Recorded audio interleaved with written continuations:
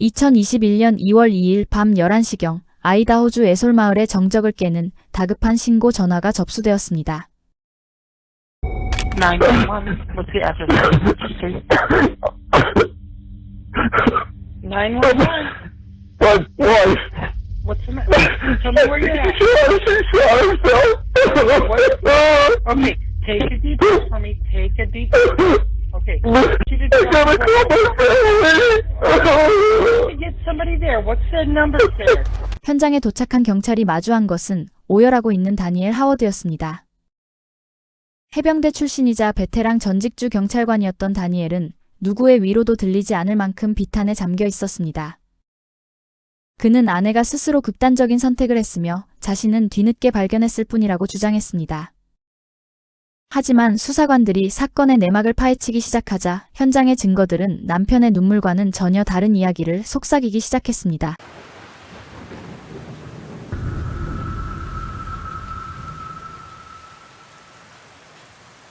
다니엘 하워드와 캔디 하워드는 1994년 결혼하여 캔디가 첫 결혼에서 얻은 딸 브룩과 두 사람 사이에서 태어난 아들 와이어트를 함께 키웠습니다. 두 자녀가 성인이 되어 독립하자 부부 사이의 갈등은 더욱 깊어지며 긴장감이 높아져 갔습니다. 55세의 다니엘은 해병대 복무 후 아이다호주 경찰관으로 근무하며 20년 동안 법 집행기관에서 경력을 쌓았습니다. 2021년 초 그는 알래스카에서 3주 근무하고 3주 쉬는 방식으로 일하고 있었습니다. 2021년 2월 2일 밤 다니엘이 알래스카에서 에이설의 집으로 돌아온 지 불과 며칠 되지 않은 시점이었습니다. 다니엘의 진술에 따르면 밤 9시경 아내 캔디는 평소처럼 씻기 위해 욕실로 들어갔으나 시간이 지나도 나오지 않았습니다. 이상함을 느낀 다니엘은 밤 11시쯤 위층으로 올라갔고 그곳에서 27년을 함께한 48세 아내가 욕조 안에서 숨져 있는 것을 발견했습니다. 피가 섞여 분홍빛으로 물든 욕조 바닥에는 권총 한 자루가 놓여 있었습니다.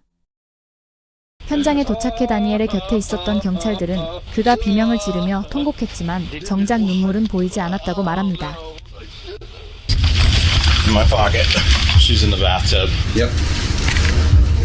No heartbeat. Hey, Dan. Dan?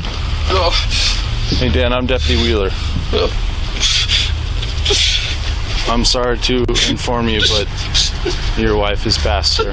No, God damn it. Dan, I know this is hard, but when is the last time that you saw your wife alive? Did you call 911 when you heard the gunshot? No, Okay. I didn't. Oh no, Well, help us out with the time frame, all right? I didn't think it was a gunshot. I was Okay. downstairs, TV going. It sounded like something hit the floor or something. I don't know. When was the last time you saw your wife before she went to go take a bath? Hour and a half. Hour and a half? 2 Hour and a half? Okay. Okay. Hour and a half or something. I don't know. Okay. I really don't know. I'm out of it. It's about 11:15. Maybe 9:30. 9:30 or so? I think. Okay. 위층 욕실 욕조 안에는 옷을 벗은 상태로 머리에 총상을 입은 캔디가 발견됐습니다. 물속에는 반자동 권총 한 자루와 발사된 탄피 하나가 있었습니다. 언뜻 보기에는 스스로 목숨을 끊은 것처럼 보였지만 현장 곳곳에는 석연치 않은 점들이 남아 있었습니다. 그녀가 갈아입을 옷이나 목욕 후 입을 가운은 보이지 않았고 수건이라고는 방 장식과 어울리는 작은 손수건뿐이었는데 이는 목욕용으로 보기 어려웠습니다. 결정적으로 캔디의 얼굴에 묻은 혈흔은 그녀가 욕조에 쓰러진 방향과 반대쪽으로 말라 있었습니다. 욕조의 물은 피가 섞여 분홍빛을 띠고 있었지만 바닥이 보일 정도로 맑았는데 만약 그 안에서 총에 맞았다면 그렇게 맑을 수 없다는 점도 의문이었습니다.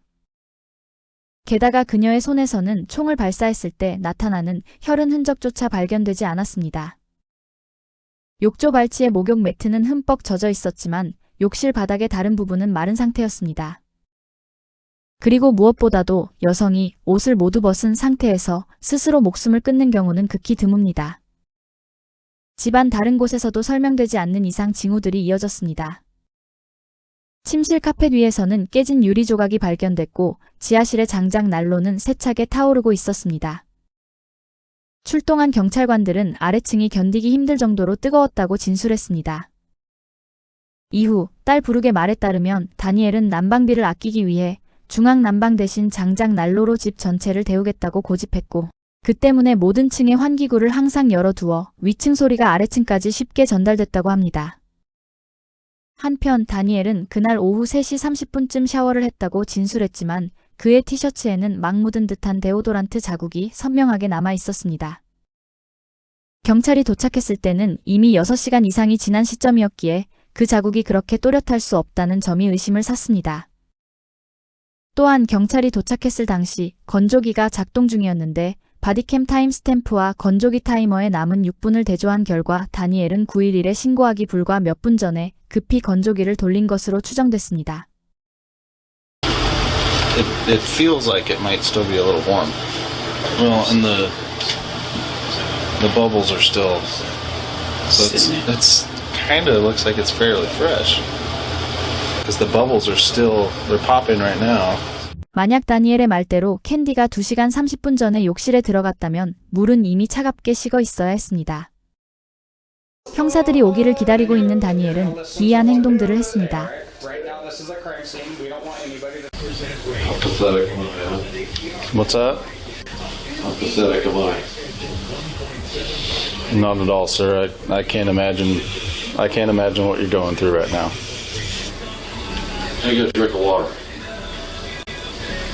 Hey, you just can't wash your hands. Yeah. Okay. Can I give you boys a cup of coffee? Oh, we're okay. Thank you. 방금 전까지 얼굴을 감싸쥐고 괴로워하며 흐느끼다가도 다음 순간에는 경찰들에게 침착하게 커피를 권하는 시기였습니다. 그의 자기 연민은 아내의 죽음이라는 비극보다 자기 자신에게 더 집중된 것처럼 보였습니다. 경찰들은 그의 극심한 감정 기복과 상황에 맞지 않는 태도를 주목했습니다. 마침내 도착한 형사들은 부엌에 자리를 잡고 다니엘과 마주 앉았습니다. So what was going on tonight? Marital problems. Mm-hmm. And she flipped when she realized that the house has to be liquidated too. She went upstairs and she always takes a bath before bed. So I heard the bath running and I heard something hit the floor, I guess. Didn't sound like a shot. I didn't think it was a shot. Was down there watching TV, drank a beer, looked at my list, trying to think, I don't know, I guess I lost track of time. But I come upstairs.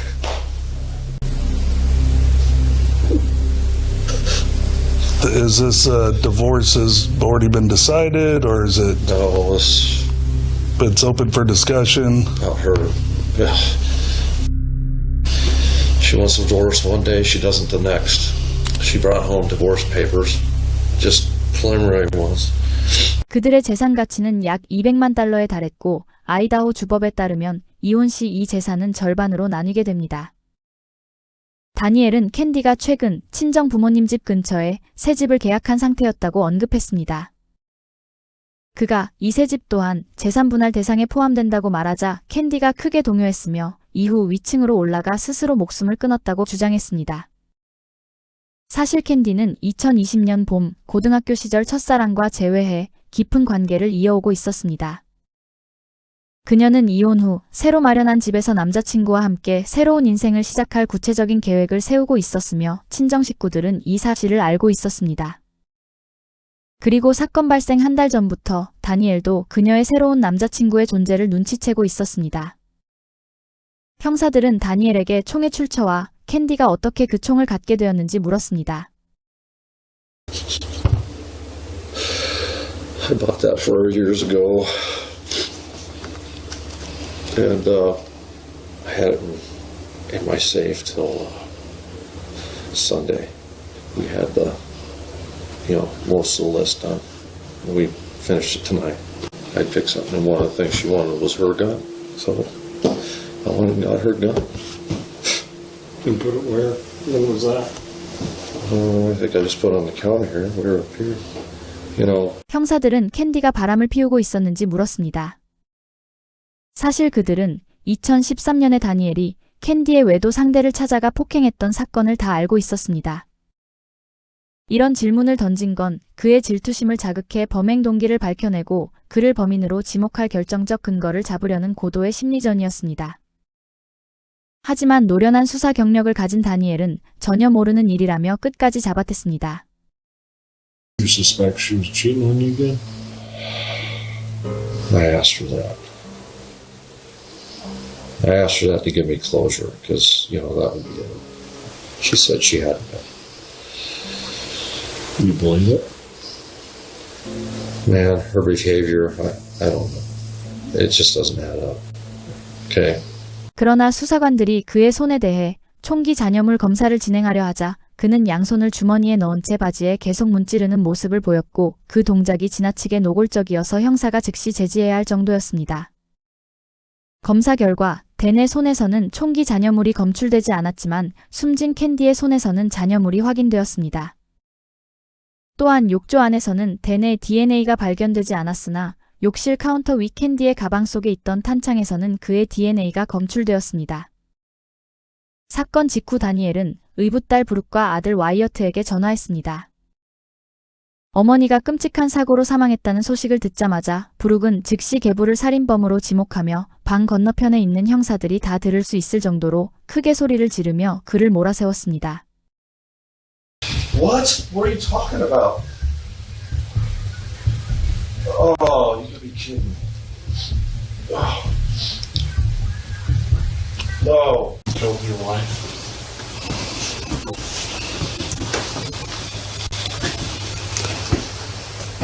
I have no idea. Because I gotta tell you, that phone call put chills down my spine. You did it, didn't you, Dan? No, I didn't. I didn't think so, but now, after listening to that, I think you did, didn't you? How the hell, she wasn't here? Dan, I honestly did. You think all you want. I think you did. No, I didn't.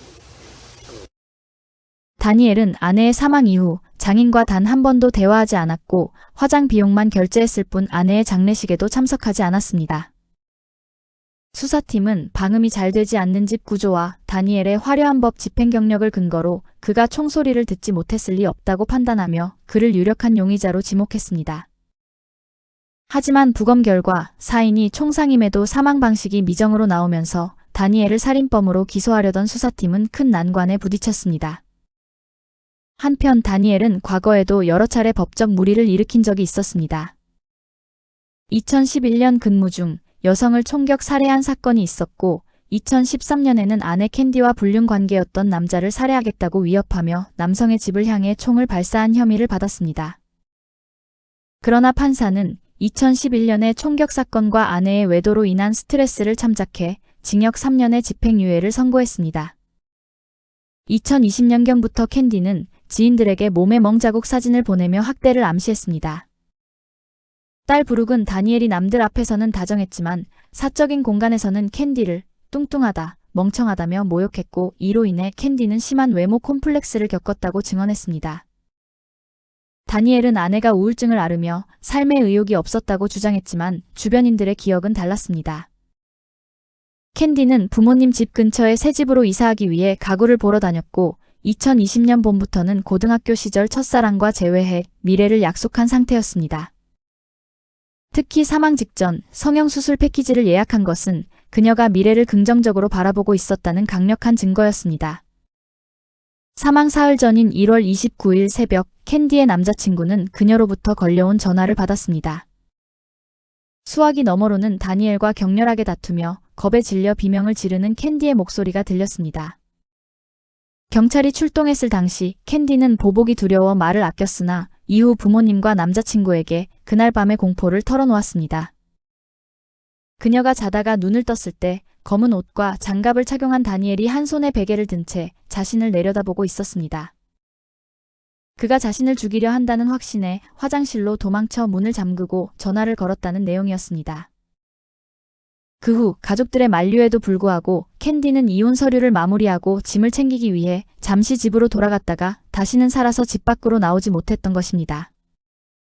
다니엘은 캔디가 새 집까지 재산 분할 대상에 포함된다는 사실에 절망해 극단적인 선택을 한 것이라고 주장했지만 변호사는 해당 주택이 아직 완전하게 구매한 상태가 아니기 때문에 분할 대상이 아니라고 설명했습니다. 다니엘의 메모장 구석에서 캔디의 새 집을 억지로 재산 분할 목록에 적어 넣은 그의 필적이 발견되었습니다. 검찰은 2년여의 수사 끝에 다니엘 하워드를 살인 및 가정폭력 혐의로 기소했습니다. 재판에서 검찰은 다니엘이 법집행 관련 교육과 풍부한 경험을 갖추고 있어 증거를 교묘히 은폐하거나 최소화할 능력이 있다는 점을 지적했습니다. 3 questions. Who had the opportunity? Well, Dan was the only other one in the house. Evidence will show you that. How? Who had the ability to stage a crime scene? Dan had the law enforcement training and experience needed to hide or leave little evidence at the scene.